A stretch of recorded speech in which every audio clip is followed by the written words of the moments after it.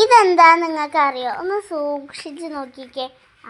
ഇതാട്ടോ ചേനപ്പൂവ്. നമുക്ക് ഇത് ഒന്ന് ഉപ്പേരി വെച്ചാലോ? അതിനായിട്ട് നമ്മളെ തിരുമ്പുകല്ലിൻ്റെ അടുത്താട്ടോ അതുണ്ടായ രണ്ടെണ്ണം ഉണ്ട് കേട്ടോ. ഒന്ന് ചെറുതും ഒന്ന് വലുതും. വലുതാട്ടോ നമ്മൾ പറിക്കേണ്ടത്. ഇത് സമയത്തിന് പറിച്ചില്ലെങ്കിൽ ഒരു മണം വരും കേട്ടോ. പിന്നെ നമ്മൾ ഉപ്പേരിക്ക് എടുക്കാൻ പറ്റില്ല.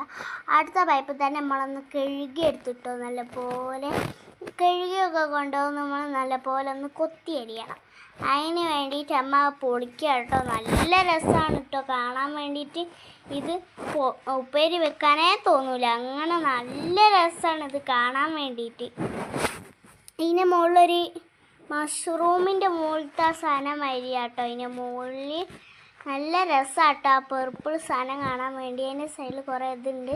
പിന്നെ ചട്ടി ചൂടാക്കി നമ്മൾ അതിൽ കടുകിട്ട് പൊട്ടിക്കണം കേട്ടോ. കടുകൊക്കെ ഇട്ട് പൊട്ടിച്ച് നമ്മൾ ഇതേമാതിരി കുനുകുനാന്ന് അരിഞ്ഞെടുത്തിട്ടോ ചേനപ്പൂ. ആ കടുകിട്ട് പൊട്ടിച്ചിട്ട് അതിൽ ചെറിയുള്ളി ഇട്ട് കൊടുക്കണം കേട്ടോ. അതിൻ്റെ ഒപ്പം തന്നെ വെളുത്തുള്ളിയും കൂടി ഇട്ടിട്ട് നല്ലപോലെ ഇളക്കണം കേട്ടോ. എന്നിട്ട് നമ്മൾ കറിവേപ്പില ഇട്ട് കൊടുക്കണം കേട്ടോ അതിലേക്ക് നമുക്ക്. എന്നിട്ട് കറിവേപ്പിലയും കൂടി ഇട്ടിട്ട് നല്ലപോലെ ഇളക്കണം കേട്ടോ. എന്നിട്ട് നമ്മൾ ചേനപ്പൂവിലേക്ക് കുറച്ച് മഞ്ഞൾപ്പൊടിയും തേങ്ങയും ഇട്ടിട്ട് ജീരകവും കൂടി ഇട്ടിട്ട് നല്ലപോലെ തിരുമ്മി എടുക്കണം കേട്ടോ. നല്ലപോലെ എല്ലായിടത്തും തിരുമ്മണം കേട്ടോ.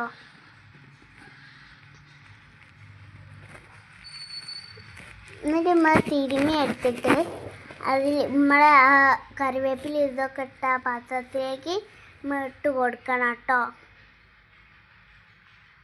കുറേ ഉണ്ടായിരുന്നു കേട്ടോ നമ്മൾ കുത്തി അരിഞ്ഞ് എടുത്തപ്പോൾ.